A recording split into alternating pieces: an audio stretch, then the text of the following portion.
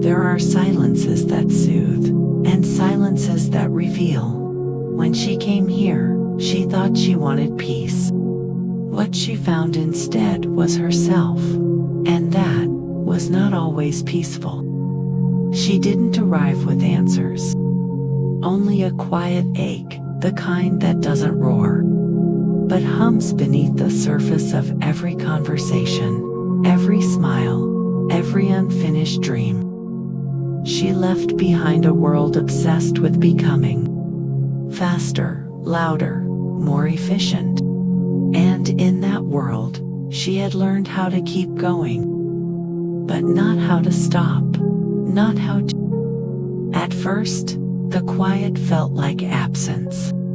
But soon she noticed things she'd forgotten to notice. The pulse in her palms, the subtle tension in her jaw, the way her thoughts looped, always planning, always preparing. Stillness doesn't erase the noise, it exposes it.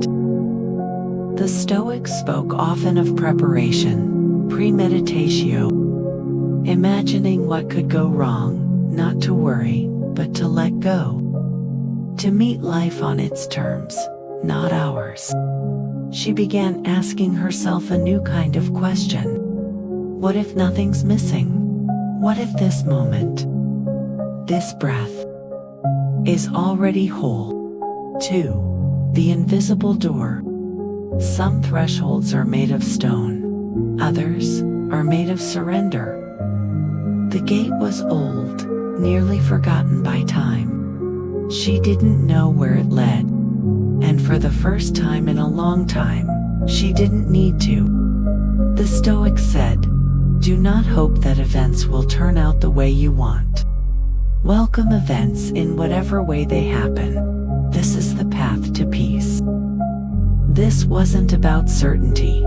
It was about willingness. To step forward even while afraid. To follow the quiet voice inside that whispered, "Trust this." Crossing the threshold didn't feel like magic. It felt like honesty. Like finally admitting she didn't know what came next and that this was okay. Control had once been her safety, but now she chose to walk without a plan. 3. The journey through the fog. This is where the mind begins to panic, where doubt creeps in, where all the old stories return. You should turn back. You're wasting time. You're not doing it right. But instead of running from those voices, she invited them in. She sat with them like guests, listened, and gently, they softened. She saw the girl who was afraid to speak, the woman who smiled while breaking, the warrior who never cried. And she whispered, "You are welcome here." In Stoicism, they speak of apatheia, not indifference, but inner freedom, a soul unshaken by circumstance. She had misunderstood this once, thinking it meant coldness. But now she saw, it meant clarity. She didn't need to know where the journey would lead. The path itself was the teaching. 4. The inner unraveling. No transformation is clean. Healing is not a straight line. She had thought she would become stronger by becoming harder.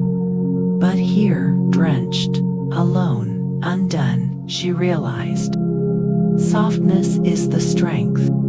There, she wrote the words she had never spoken. "I forgive you." Not to anyone else, to herself. She forgave herself for surviving the only way she knew. For staying silent. For pleasing. For hiding. In that cave, with no audience, she met the truest version of herself, raw, flawed, radiant. The Stoics taught her, don't explain your philosophy. Embody it, and now, she did. Not through words, but through fire, and tears, and presence. 5. The gate withy. There was no applause, no reward, no grand revelation, just her, standing where she never thought she could. She looked out not to escape, but to return, to remember, to walk forward, not as someone new, but as someone whole. The real gate had never been made of stone. It had always lived inside her, hidden beneath the noise, waiting for her to become still enough to find it. She had walked through storms, through memory, through doubt, and now she walked with peace. Not because everything was easy, but because she was ready to meet life exactly as it is. Amor, Fati, love your fate. Not because it is perfect, but because it is yours.